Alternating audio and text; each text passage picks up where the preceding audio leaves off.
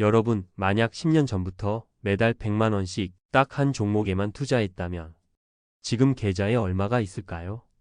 정답은 4억 5,154만 원입니다. 총 투자 원금 1억 2,900만 원이 3.5배로 불어나 서울 외곽의 아파트 한 채 값이 된 겁니다. 이 엄청난 수익률의 주인공은 바로 미국 나스닥 100 기술주에 투자하는 QQQ ETF입니다. 이 숫자만 보면 당장 퇴직금 전 재산을 넣고 싶어집니다. 하지만 바로 그 순간이 가장 위험한 순간입니다.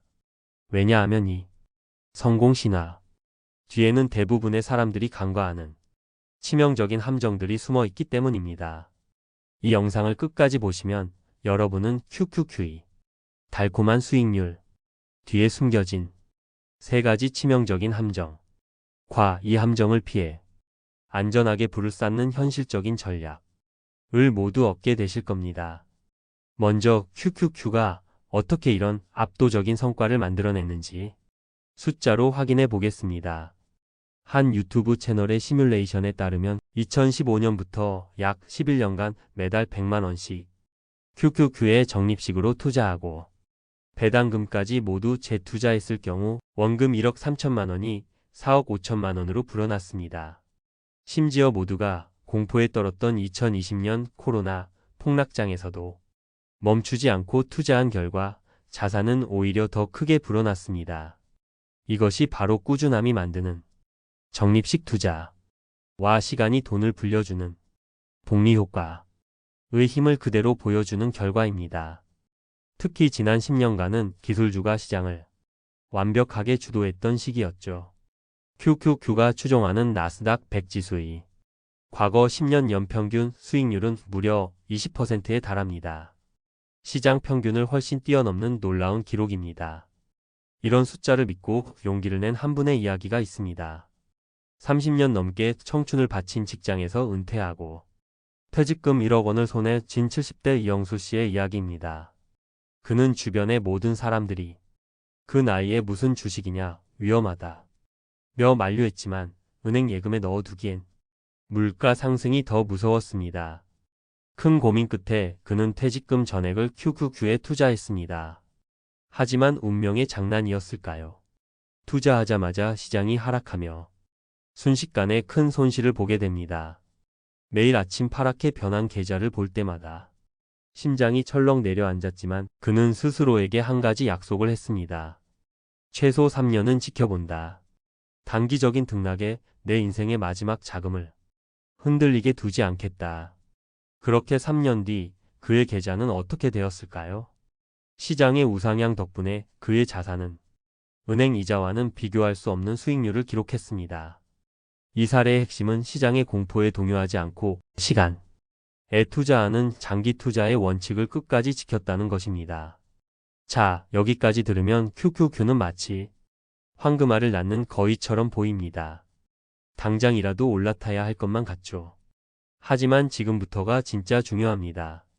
이 화려한 성공 뒤에 어떤 청구서가 기다리고 있는지 반드시 아셔야 합니다.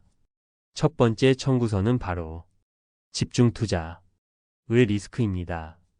QQQ의 구조를 자세히 들여다보면 위험 신호가 보입니다. QQQ는 상위 10개 기술주가 전체 자산의 무려 48%를 차지합니다.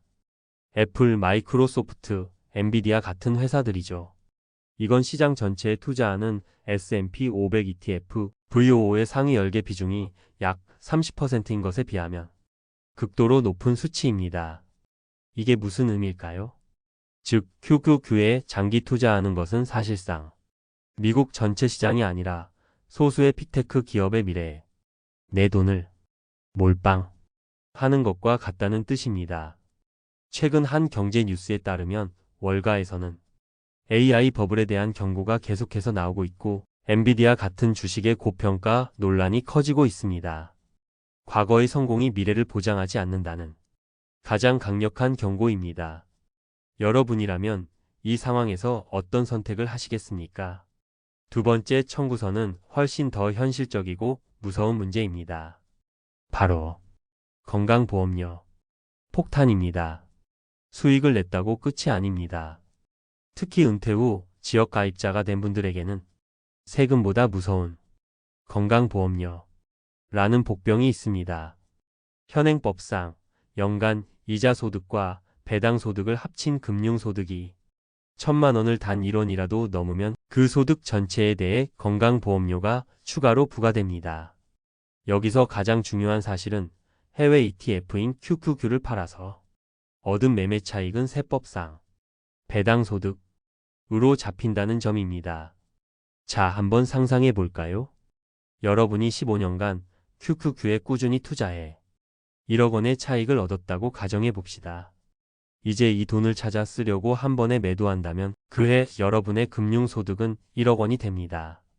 그리고 몇 달 뒤 수백만 원에 달하는 건강보험료 고지서가 날아올 겁니다. 돈 벌었더니 세금 폭탄 맞았다 는 말이 바로 현실이 되는 순간입니다. 그렇다면 우리는 이 위험들을 어떻게 피하고 QQQ를 현명하게 활용할 수 있을까요? 지금부터 당신을 위한 구체적인 실천 로드맵 3가지를 알려드리겠습니다. 첫째, 몰빵이 아닌 성장 엔진으로 활용하십시오. 여러분의 투자 포트폴리오 중심은 시장 전체에 골고루 분산 투자하는 VOO 같은 안정적인 자산으로 잡으세요. 그리고 QQQ는 전체 자산의 20에서 30% 정도만 할당해서 포트폴리오의 성장을 가속시키는 엔진처럼 사용하시는 겁니다. 이렇게 하면 시장 전체의 안정성과 기술주의 성장성을 동시에 추구하면서 혹시라도 빅테크 기업들이 흔들릴 때 내 자산 전체가 무너지는 최악의 상황을 피할 수 있습니다. 둘째, 출구 전략을 미리 설계하십시오. 바로 분할 매도입니다. 목돈이 필요할 때 한 번에 전액 매도하는 것은 최악의 선택입니다. 매년 건강보험료 부과 기준인 금융소득 1,000만 원을 넘지 않는 선에서 여러 해에 걸쳐 나누어 파는 분할 매도 전략을 반드시 계획해야 합니다. 이렇게 하면 불필요한 건강보험료 인상을 막고 세금 부담을 분산시켜서 여러분의 실질 수익률을 지킬 수 있습니다. 셋째, 절세 계좌를 최대한 활용하십시오. 연금저축펀드나 IRP 계좌를 적극적으로 활용하세요. 이 계좌들 안에서 QQQ와 동일하게 나스닥 100 지수를 추종하는 국내 상장 ETF를 매수하는 겁니다. 이 계좌들에서는 매매 차익에 대한 세금이 당장 부과되지 않고 나중으로 미뤄집니다.